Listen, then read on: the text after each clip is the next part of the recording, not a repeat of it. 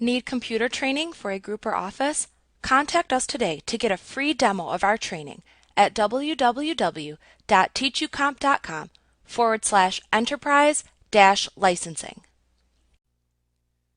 When you create shapes, note that one of the available buttons in the options bar is the Paths button, located right here. You can click this button to draw a path instead of a shape. A path can be saved in the Paths panel. Here you'll see the name and thumbnail of each saved path and the current vector mask. Because they take up less data storage space than pixel-based paths, vector work paths can be used for long-term storage of simple tasks. You can also use the paths to make selections and fills and even stroke the paths with the current brush settings if desired.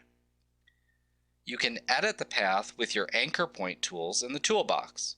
You can also draw multiple paths on the same work path layer.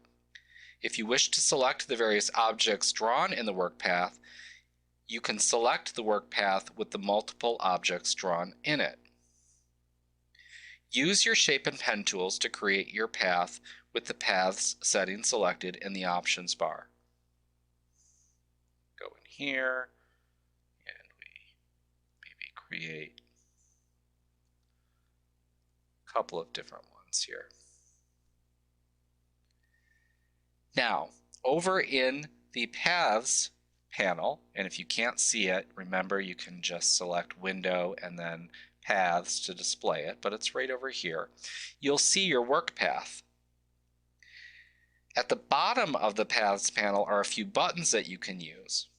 For example, the first one is fill the path with the current foreground color. So we could click that and it would go ahead and accomplish that for us. You could also stroke the path with a brush to stroke the path with the current brush settings.